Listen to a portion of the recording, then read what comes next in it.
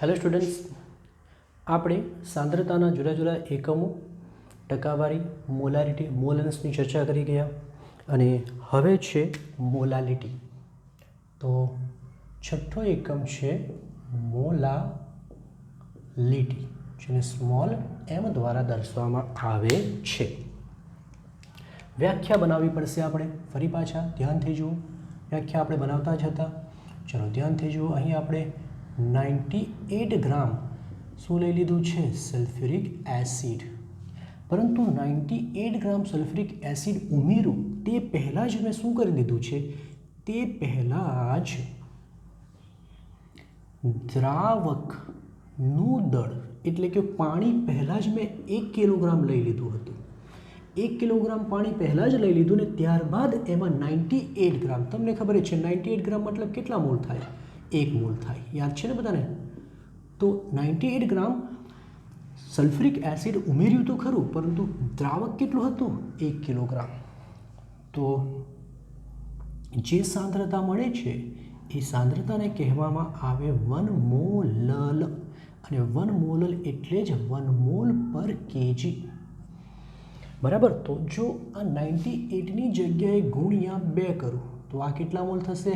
2 mall. પાણીનું દળ તો 1 કેજી જ રાખવાનું છે, તો સાંદ્રતા બદલાઈને કેટલા થશે? 2 મોલલ એટલે કે 2 મોલ પર કેજી. તો કહેવાનો મતલબ એ છે કે પદાર્થના દ્રાવ્યના મોલની સંખ્યા બદલાય તો સાંદ્રતા બદલાય. તો હવે વ્યાખ્યા શું બનશે કે 1 કેજી દ્રાવકમાં પદાર્થના જેટલા પણ મોલ ઓગળેલા હોય એને જ શું કહેવામાં આવે? મોલાલિટી. તો વ્યાખ્યા થશે 1 કેજી દ્રાવકમાં ઓગળેલા દ્રાવ્યના મોલની સંખ્યાને મોલાલિટી કહે છે. ચલો સૂત્ર બનાવીશું મોલાલિટી. સ્મોલ એમ બરાબર, બોલો શું એકમ હતો? મોલ પર કેજી. તો એના પરથી સૂત્ર બનાવીશું. ચલો મોલ એટલે શું આવે? યાદ કરો, મોલ બરાબર દળ ભાગ્યા શું હોય છે? આણ્વીય દળ. અને કેજી એટલે કોના? તો કેજી એટલે દ્રાવકનું દળ. તો સૂત્ર બની ગયું દ્રાવ્યનું દળ ભાગ્યા દ્રાવ્યનો આણ્વીય દળ ગુણ્યા દ્રાવકનું દળ. આ એકમ હોય છે કિલોગ્રામમાં અને આ હોય છે ગ્રામમાં. જો આપણે આને ગ્રામમાં લેવું હોય તો શું કરવું પડશે? દ્રાવ્યનું દળ તો ગ્રામમાં જ હશે, પરંતુ અહીં 1000 વડે ગુણવું પડશે, તો જ આપણો આ દ્રાવકનું દળ આપણે શામાં લખી શકીએ? ગ્રામમાં. આ તો બદલાશે નહીં, આણ્વીય દળ. બરાબર. તો આ સૂત્રનો ઉપયોગ કરી આપણે મોલાલિટી શોધીશું. હવે એક બીજો અને ખૂબ અગત્યનો એકમ બાકી રહે છે, તે છે નોર્માલિટી. બરાબર ધ્યાન આપજો. નોર્માલિટી, જેને ગુજરાતીમાં સપ્રમાણતા પણ કહે છે, અને એના માટે સંકેત વપરાય છે કેપિટલ N. ખૂબ અગત્યનો છે. ચાલો એની વ્યાખ્યા બનાવીએ છીએ.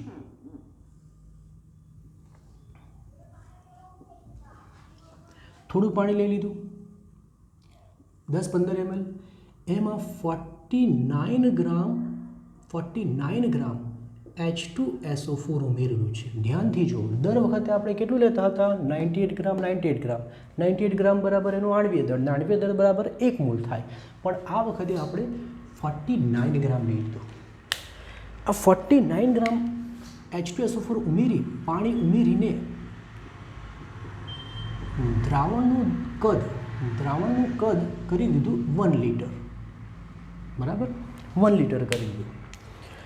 હવે 98 ગ્રામ બરાબર 1 મોલ થતા હતા, તો 49 ગ્રામ બરાબર શું કહેવાય? એને કહેવાય 1 ગ્રામ તુલ્ય. એને શું કહેવાય? 1 ગ્રામ તુલ્ય. કોના? H2SO4. બરાબર સમજો, બતાવું છું ગ્રામ તુલ્ય કોને કહેવાય તે.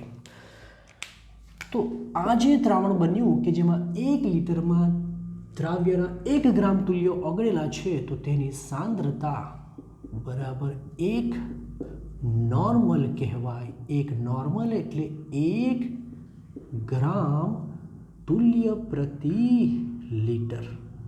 જે રીતે મોલારિટીમાં શું આવતું હતું 1 મોલ પર લીટર, તેમાં અહીં શું આવે છે 1 ગ્રામ તુલ્ય પ્રતિ લીટર. તો એનું શું વ્યાખ્યા શું થવાની? ચલો બરાબર ધ્યાનથી જુઓ. જો અહીં ગુણ્યા 2 કરું એટલે કે કેટલા ગ્રામ તુલ્ય થશે? 2 ગ્રામ તુલ્ય થશે. કેટલા ગ્રામ તુલ્ય થશે? 2 ગ્રામ તુલ્ય. તો અહીં પણ બદલાઈ જશે 2 2. જો અહીં ગુણ્યા 3 કરું એટલે કે 49 ગુણ્યા 3 જેટલા વજન લઉં તો આ 3 ગ્રામ તુલ્ય થશે. તો આ પણ બદલાશે, પરંતુ આ બદલાશે નહીં. તો હવે તો વ્યાખ્યા આવી ગઈ હશે 1 લીટરમાં દ્રાવ્યના જેટલા ગ્રામ તુલ્યો ઓગળે એને જેની નોર્માલિટી કહેવામાં આવે. તો વ્યાખ્યા થશે 1 લીટર દ્રાવણમાં ઓગળેલા દ્રાવ્યના, બોલો કોની સંખ્યા? ગ્રામ તુલ્યની સંખ્યાની, ગ્રામ તુલ્યની સંખ્યાની નોર્માલિટી કહે છે. સૂત્ર બનાવી દેશું આપણે. ચલો સૂત્ર છે નોર્માલિટીનું. એકમ શું છે? ગ્રામ તુલ્ય ભાગ્યા લીટર. તો એના પરથી જ આપણને ગ્રામ તુલ્ય એટલે શું? હવે ગ્રામ તુલ્ય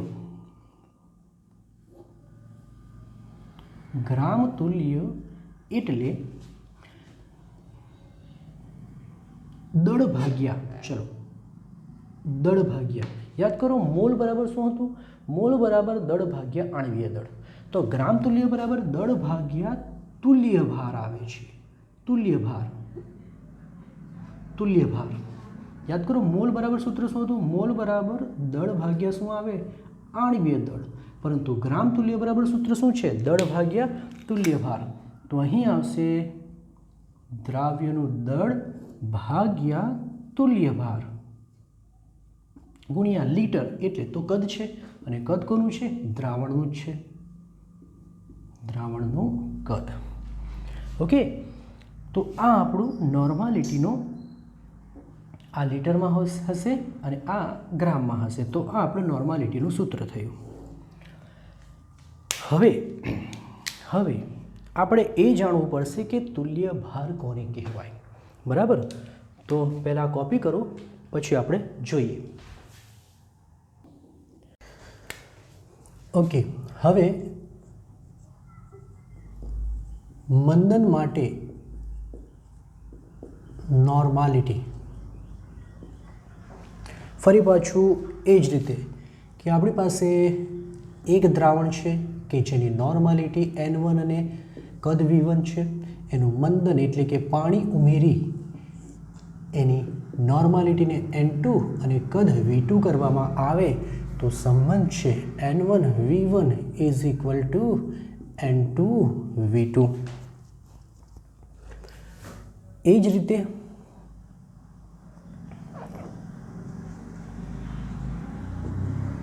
નોર્માલિટી અને મોલારિટી વચ્ચેનો સંબંધ. નોર્માલિટી અને મોલારિટી વચ્ચેનો સંબંધ શું છે? તો સિમ્પલ સંબંધ છે કે નોર્માલિટી બરાબર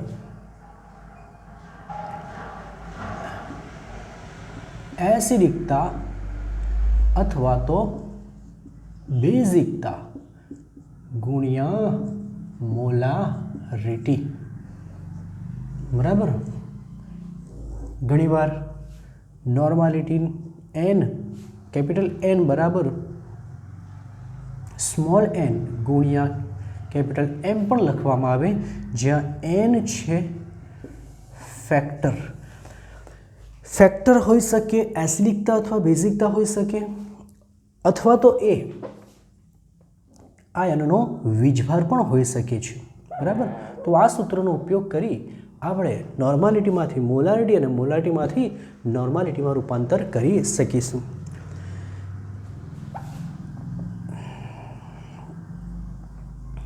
ઓકે, હવે સૌ પ્રથમ આપણે તુલ્યભાર સમજી લઈએ કે તુલ્યભાર શું હતો.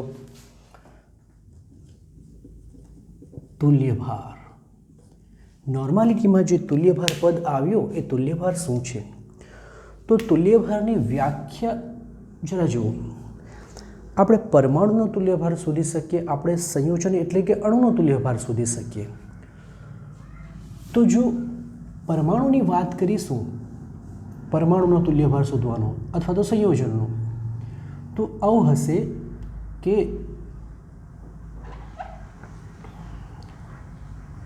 તત્વ અથવા સંયોજન બંને માટે લખી દીધું છે આપણે.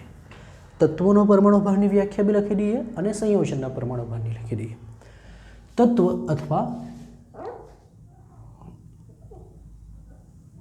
અથવા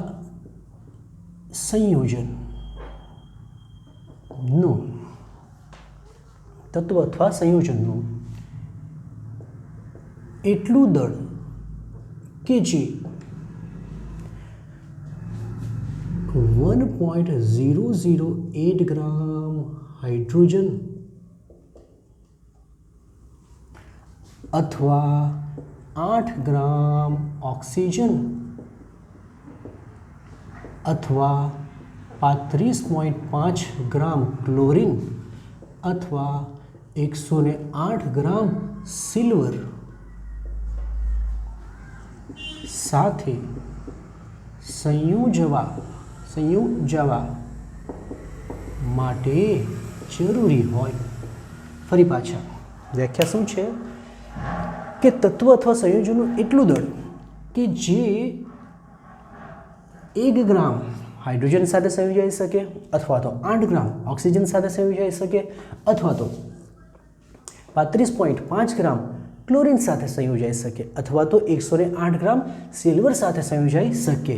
એના માટે જેટલું દળ જરૂરી હોય એને જ એનું તુલ્યભાર કહે છે. ઉદાહરણ આપણે લઈ લઈએ, એક એક્ઝામ્પલ લઈ લઈએ. એલ્યુમિનિયમ તત્વનો તુલ્યભાર કેટલો થશે? તો જરા જુઓ. એલ્યુમિનિયમ હાઇડ્રોજન સાથે સંયોજાય તો AlH3 સંયોજન બનાવે. આમાં એલ્યુમિનિયમનો ફાળો હોય છે 27 ગ્રામ અને હાઇડ્રોજનનો ફાળો હોય છે 3 ગ્રામ. હાઇડ્રોજનનું દળ શોધીએ તો 3 મળશે, 3 ગ્રામ મળશે, 3 છે ને, બરાબર ને? તો આ તો 3 ગ્રામ હાઇડ્રોજન સાથે સંયોજવા માટે 27 ગ્રામ છે. આપણે તો 1 ગ્રામ માટે જોઈએ તો કેટલું થશે? તો એવા કિસ્સામાં તુલ્યભાર બરાબર 27/3 કરો એટલે કે 9 મળશે. તો કહી શકાય કે 9 ગ્રામ હાઇડ્રોજન એ 9 ગ્રામ એલ્યુમિનિયમ એ 1 ગ્રામ હાઇડ્રોજન સાથે અથવા 8 ગ્રામ ઓક્સિજન સાથે અથવા 35.5 ગ્રામ ક્લોરીન સાથે અથવા તો 108 ગ્રામ સિલ્વર સાથે સંયોજાઈ શકે. માટે એલ્યુમિનિયમનો તુલ્યભાર આટલો થશે. આ તો આપણે એક તત્વની વાત કરી દીધી. હવે તુલ્યભાર શોધવા માટેના સૂત્રોની ચર્ચા કરીશું. તો એસિડ અને બેઝ માટે પહેલાં જોઈ લઈએ. એસિડ અને બેઝનો તુલ્યભાર. તો કેવી રીતે શોધવામાં આવે એસિડ અને બેઝનો તુલ્યભાર? ચલો જરા જુઓ. તુલ્યભાર બરાબર શું છે? તો આણ્વીય દળ, જેને આપણે મૂલાદળ કહીએ, ભાગ્યા એસિડિકતા અથવા તો બેઝિકતા. બેમાંથી એક જ આવે, એસિડિકતા અથવા તો બેઝિકતા. આનો મતલબ શું છે? આનો મતલબ છે ઓર. એવું નથી કે ભાગાકારમાં છે, ઓર બેઝિકતા. ચલો સમજીએ આપણે શું છે એસિડિકતા અને શું છે બેઝિકતા.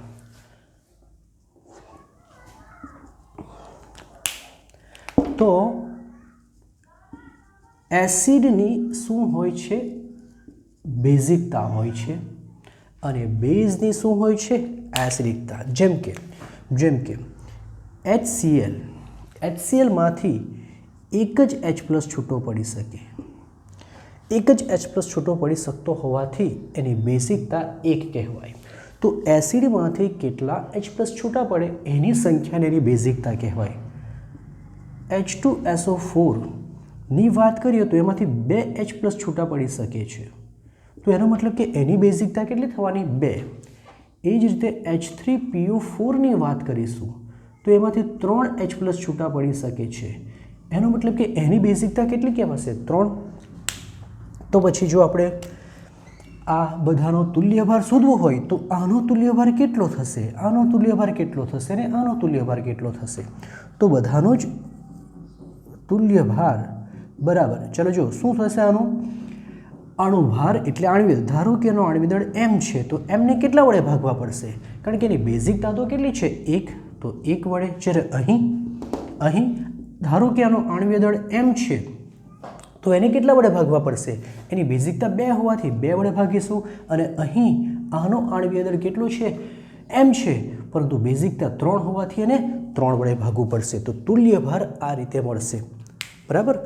H2SO4 માટે આ 98 હોય છે અને 98ને આપણે 2 વડે ભાગીએ એટલે 49 થાય. અને યાદ કરો આપણે નોર્માલિટીની વ્યાખ્યામાં 49 ગ્રામ બરાબર 1 ગ્રામ તુલ્ય લીધું હતું. એ જ રીતે હવે બેઝની એસિડિકતાની વાત કરીશું.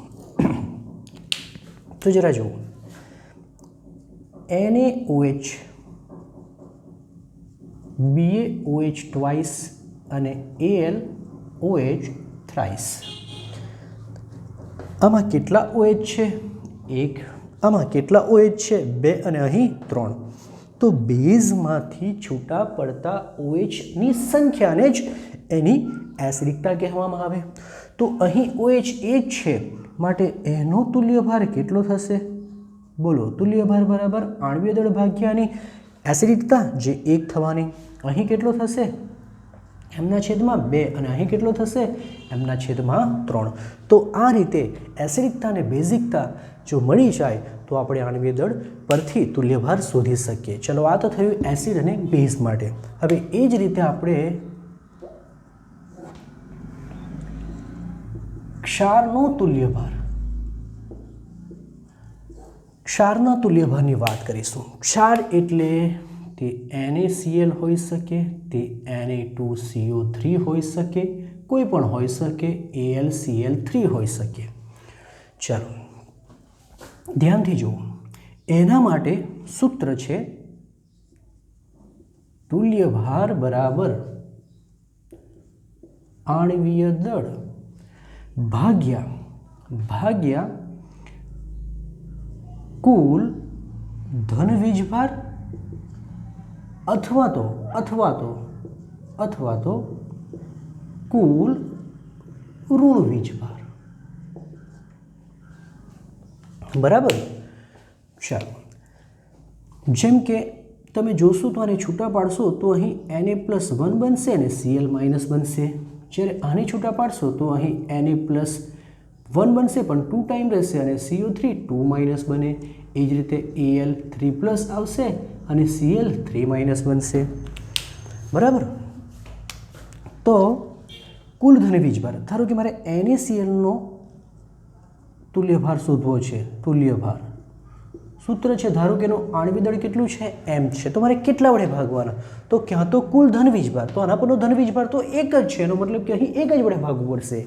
પરંતુ મારે Na2CO3 નો તુલ્યભાર શોધવો હોય તો શું કરવું પડશે? બોલો. કુલ ધન વીજભાર, ધન વીજભારની વાત કરીએ તો આ Na પર +1 છે પણ 2 વાર છે એટલે +2 થશે. કાં તો ઋણ વીજભાર લઈએ તો -2, મતલબ કે 2 વડે ભાગવા પડશે. અને એ જ રીતે અગર AlCl3 માટે શોધીશું તો આપણે m/3 કરવું પડશે. તો આ રીતે તુલ્યભાર શોધી શકાય છે. હવે આપણે થોડા ક્વેશ્ચનો લઈ લઈએ. પ્રથમ ક્વેશ્ચન છે 20% wet by wet. Wet by wet મતલબ દળ ટકાવારી. NaOHના દ્રાવણની મોલાલિટી શોધવા કહે છે.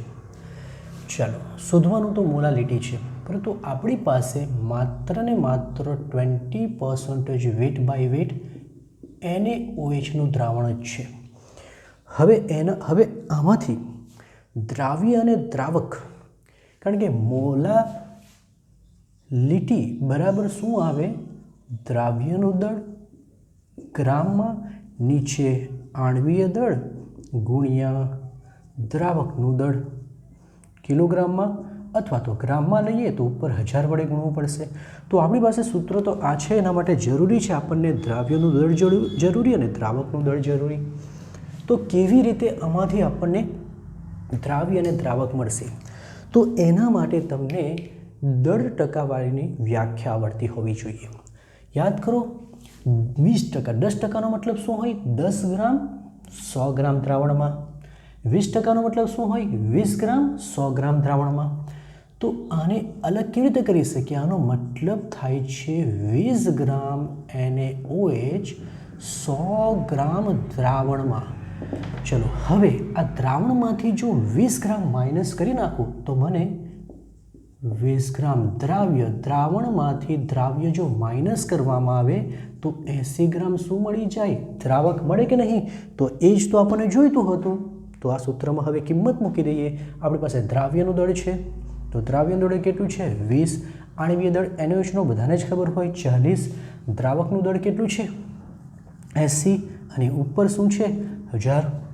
ચલો આ 0 કેન્સલ થશે, આ 0 કેન્સલ થશે અને ભાગો તો 4 આવશે, એટલે ઉપર 100 ભાગ્યા નીચે આવવાના 16. આનો જવાબ 6.25 મોલ પર કેજી, એટલે કે મોલાલિટી આપણને આટલી મળે છે. તો આપણને વ્યાખ્યા આવડતી હોવી જોઈએ. નેક્સ્ટ ક્વેશ્ચન જો, 98 ગ્રામ H3PO4 ને પાણીમાં ઉમેરવામાં આવે તો અહીં તમને દ્રાવ્યનું દળ આપેલું છે 98 ગ્રામ.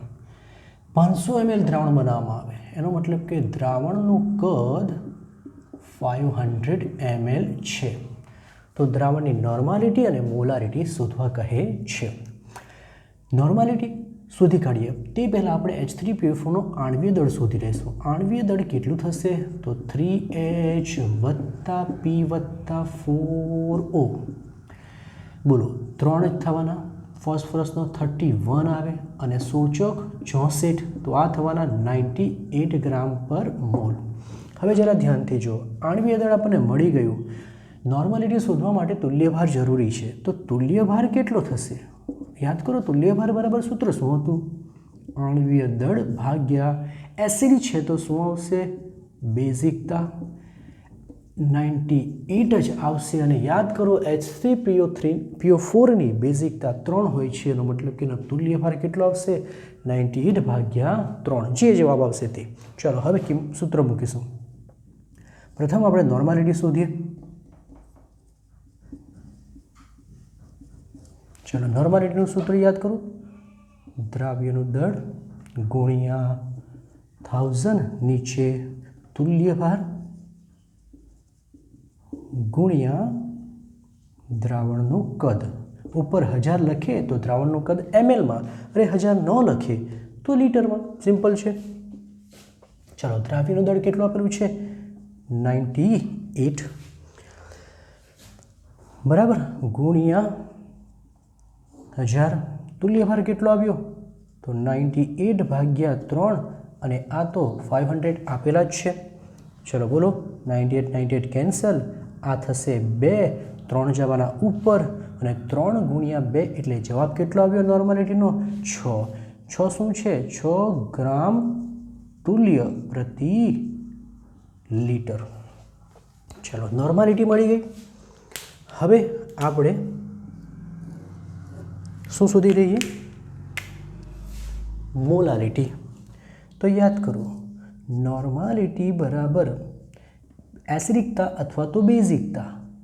તો બેઝિકતા ગુણ્યા મોલારિટી હોય છે. બરાબર. તો તમારી પાસે નોર્માલિટી 6 છે, બેઝિકતા તમને ખબર છે 3 છે, તો મોલારિટી કેટલી મળશે? તો m બરાબર 6 ભાગ્યા 3 એટલે જવાબ કેટલો આવવાનો? 3 આવશે. ચાલો આ ટેક્સ્ટ બુકનો ઉદાહરણ નંબર 1.8 છે.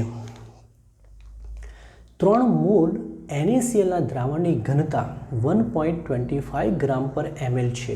તો દ્રાવણની મોલાલિટી શોધવા કહે છે.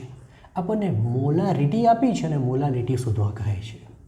ચાલો હવે એક વાત તો ખાસ યાદ રાખવા જેવી છે કે ઘનતાનો ઉપયોગ શું હશે.